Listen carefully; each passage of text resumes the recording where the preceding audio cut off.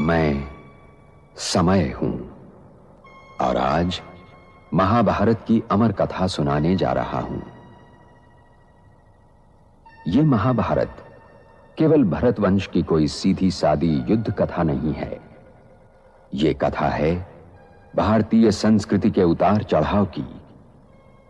यह कथा है सत्य और असत्य के महायुद्ध की।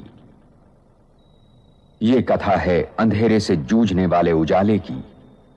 और यह कथा मेरे सिवा कोई दूसरा सुना भी नहीं सकता, क्योंकि मैंने इस कथा को इतिहास की तरह गुजरते देखा है।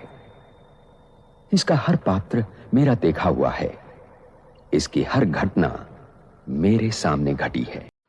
तो अभी हम बात कर रहे थे, अभी केवल साकारी आकारी की इस यात्रा चल रही है अभी।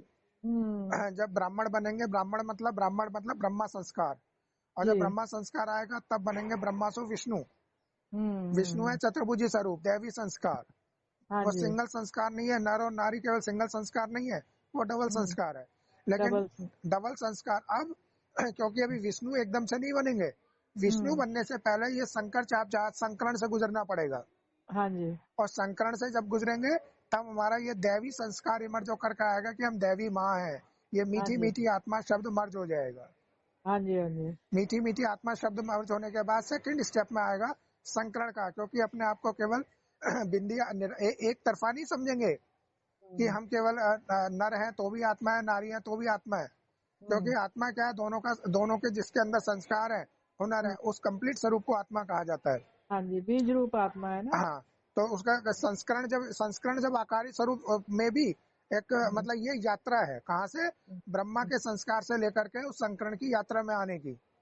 और जब संकरण में आती है तो 84 घंटे वाली देवियां प्रत्यक्ष होती हैं, जब 84 का पाठ पूरा हो जाता है।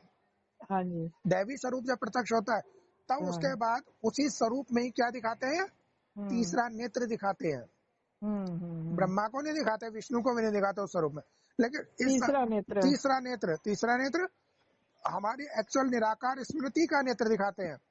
हाँ जी। उस स्मृति के नेत्र से जब ये तीसरी आंख, अभी तक तो दो नेत्रों से देख रहे थे दुनिया को, लेकिन जब तीसरे नेत्र से देखते हैं, जब तीसरे नेत्र से देखना शुरू हो जाता है तो सारी खाद, कमी कमजोरी, ऊपर नीचे सारी चीजें दिखाई दे जाती है। हाँ जी, क्योंकि उसमें स्ट्रेंथ है, स्टेबिलिटी है, वननेस है, यूनिटी है।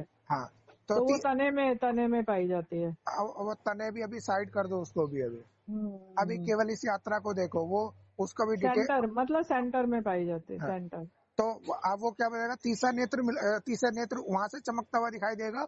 और तीसरे नेत्र से जिस समय इस देह की दुनिया को देखोगे तो उस समय ये देह की दुनिया आपके अंदर समाई हुई दिखाई देगी। हाँ जी, हाँ जी। और जब तीसरे नेत्र की जब परिपक्व स्टेज आ जाएगी तब जाकर के निराकार स्मृति आएगी, निराकार परमात्मा स्टेज आएगी, परिवर्तन वेला। जी, अभी तो बहुत लंबी यात्रा है। बहुत सुंदर।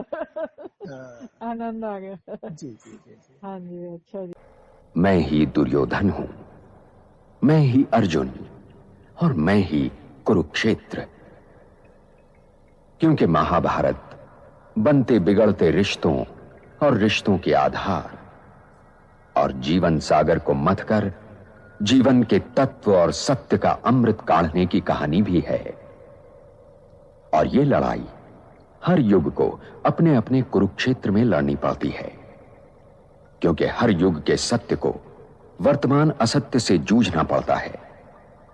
और जब तक मैं हूं, यह महायुद्ध चलता रहेगा और मेरा कोई अंत नहीं। मैं अनंत हूं। इसीलिए यह आवश्यक है कि हर वर्तमान इस कहानी को सुने और गुने, ताकि वो भविष्य के लिए तैयार हो सके।